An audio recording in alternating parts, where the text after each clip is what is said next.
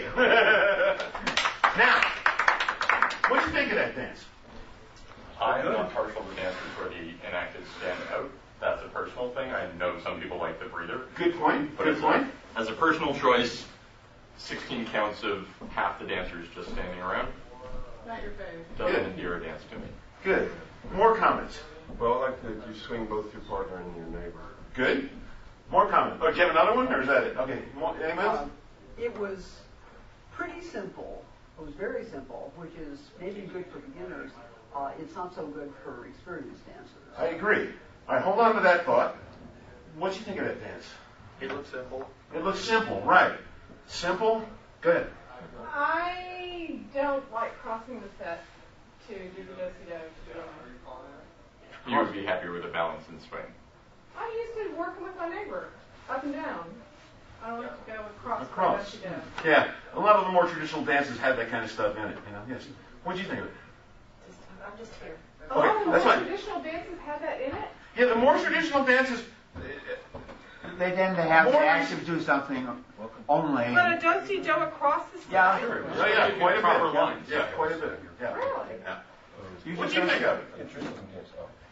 I'm afraid I wasn't paying that much. That's fine. I understand. All right. Now, your comment was that it was simple. Yeah. Now, what was the piece count of this dance?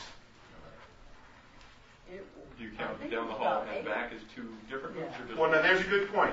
Now let's define piece count, okay? Yeah. The piece count is the apparent number of different moves in a dance.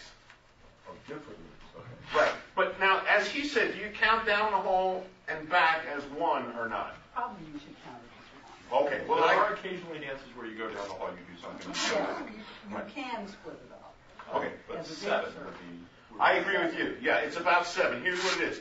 It's do-si-do, the active swing, that's 2. Do-si-do, your neighbor is 3. Neighbor swing is 4. Down the hall and back is 5. Circle left is 6. And star is 7. Now, do you count something that only half the couples do as half of a piece? I don't. I just count it regular. Right. So now all your points are totally valid. Yes, there was a lot of inactivity, and your comment was, Swinging both partner and neighbor. yeah, and there are all these factors, okay? But an important factor is how high is the piece count compared to the difficulty of the dance. It's a very simple dance, as you said. The piece count is very high, okay? So what you got is here, a piece count of 7 and 8 is a lot for a simple dance, okay? A piece count of 3, 4, 5, and 6 is about right for a simple dance. A complicated dance could have 7 or 8 and be fine, but if it had 9 and 10, which some dances do, it gets crazy, okay? Now, one of the things that's great about a low piece count dance is that the caller can drop out 2, 3, or 4 times in, and you can listen to the excellent music.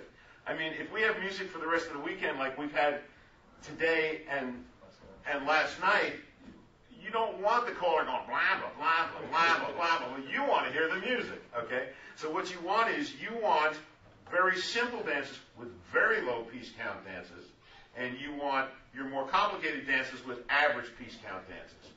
The lower the piece count, the sooner the caller can drop out, and the more the dancers can have fun just dancing to the music. Talk about piece count. Piece count. That's an important trait of a dance, okay?